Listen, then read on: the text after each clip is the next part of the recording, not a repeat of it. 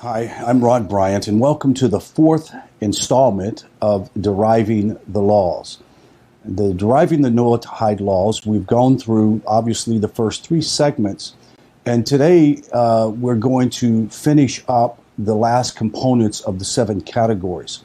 Just want to remind you, if you have any questions, feel free to add a comment or a question in the chat box at the actual class at the place where you take the class, and I'll be able to return a response to you as soon as possible.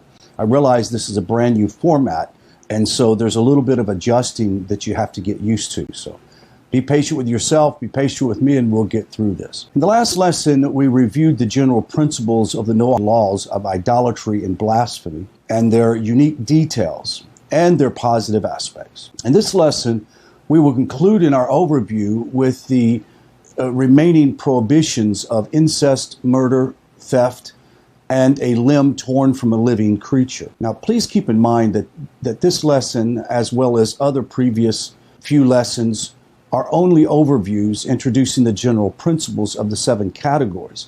Later lessons will be devoted to the specific observance of these categories. Let's first examine incest. The category of incest is fundamentally concerned with the preserving sanctity of a male and female, a family, their relationship, and the integrity of a family unit. As with all of the Noahide laws, it includes a fundamental prohibition, ancillary related prohibitions, and positive precepts. As all of the 7 Noahide categories, it also includes positive precepts pertaining to marriage, and divorce, reproduction, modesty, and interactions between the genders. Next, homicide. The prohibition of murder, along with that of a limb torn from a living animal, has the fullest, most explicit of all in the Noahide laws. Let's examine Genesis 9:5-6. It says, "I shall avenge your life's blood, for the hand of any beast I shall avenge it, and from the hand of man for his brother I shall avenge life, for anyone who sheds the blood of a man by man, shall his blood be shed for man, and who was created in the image of God." Now, while murder is the fundamental prohibition here, the category also includes issues such as injury, euthanasia of the terminally ill, suicide, and abortion. Also included are implied positive mitzvahs, such as preserving life, and rules pertaining to self-defense. And we'll go into details on these later on. Inclusion under the category of homicide is the laws of speech. Now, in Judaism, there are detailed expectations as to one's person and what they may say about another. Damaging negative language or strictly prohibited without compelling reason. We call this lashon hara. Though Noahides are not obligated in these laws, these are precepts having logical reason and benefit for all society. Such mitzvah may be voluntarily accepted by Noahides. Furthermore, many authorities learn from the story of Tamar and Judah that Noahides are specifically prohibited from causing embarrassment to each other. It seems, therefore, that Noahides should observe the laws of speech either because it is logical and beneficial, or because of the actual prohibition against causing embarrassment. Theft. Theft is probably the largest and most comprehensive area of Torah law for the Noahides.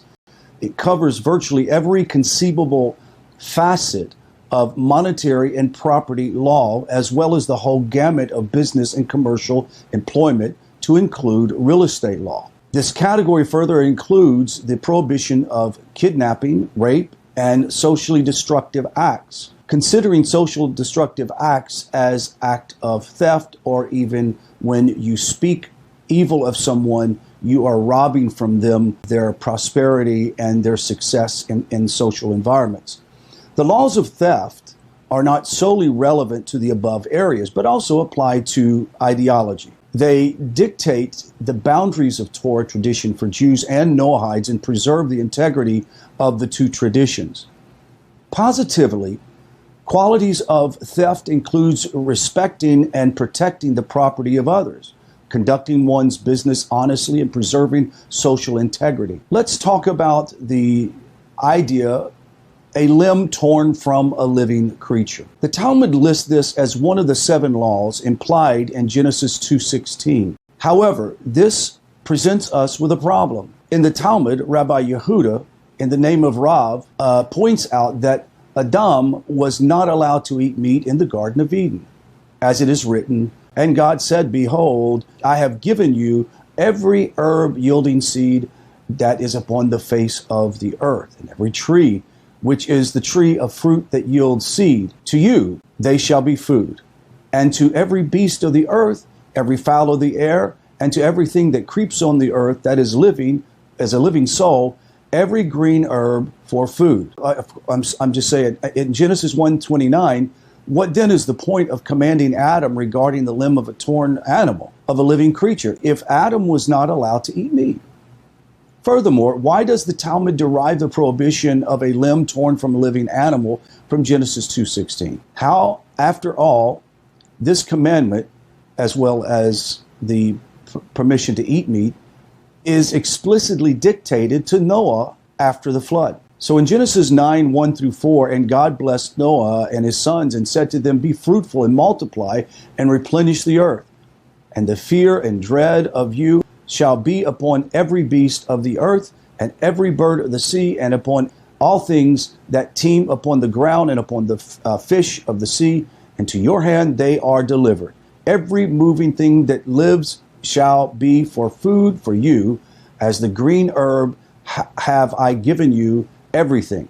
Only flesh with their life thereof, which is the blood thereof, shall you not eat. Now, Maimonides offers a simple explanation for this. While the 7 mitzvahs are referenced in Genesis 2:16, only the first 6 were actually commanded to Adam.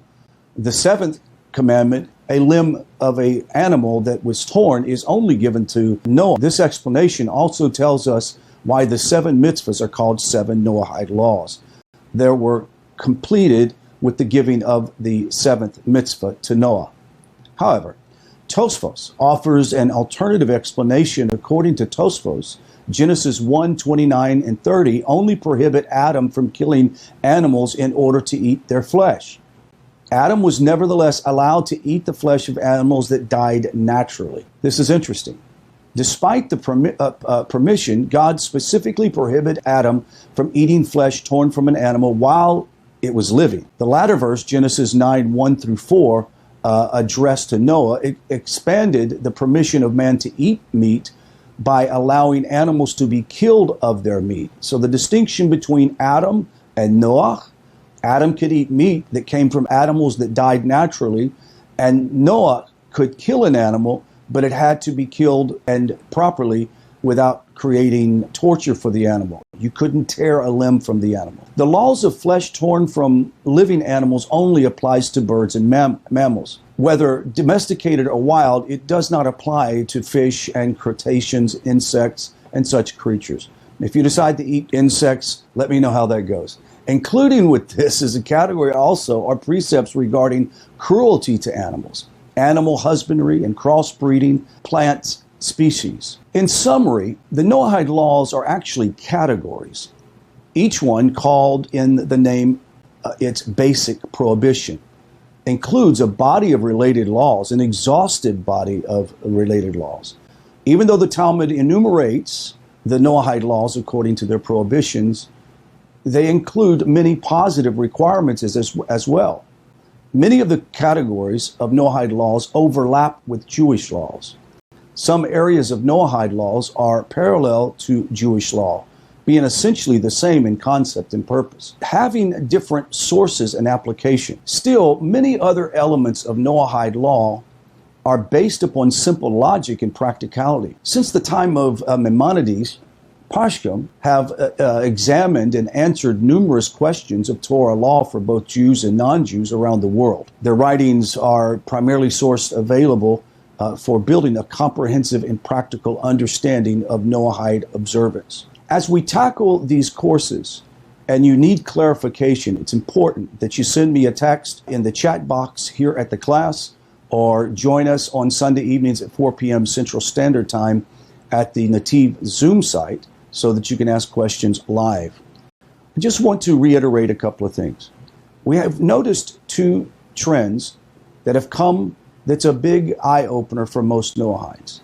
That Jews and Noahides are a community of believers in the one true God. And non-Jews who are not Noahides are in a different category. There are some rabbis that will say, well, everybody is a Noahide. It's just they're not practicing, et cetera, et cetera. Or they're just a Noahide, even though they're Christians and Buddhists, et cetera, et cetera. But clearly, we find out that this is not the case, that a Noahide is one who accepts the yoke of heaven, of the laws given in the Torah for the non-Jew. And they believe in one God, and they reject idolatry and avodah zarah, idolatry, and shituf. They have nothing to do with the, the accoutrements of other religions and other philosophies. There's only one God. And so a person that takes upon themselves those laws, they are very unique. And the laws that apply to them have crossover into Jewish law, which makes Jews and Noahides in a very unique partnership to bring about redemption. God willing, as the years come, we're going to find Noahide communities growing all over the world, Noahide synagogues, Noahide communities that are in relationship with the Jewish community. And may we bring redemption soon. And join me in saying amen. Shalom. Stay tuned for the next class.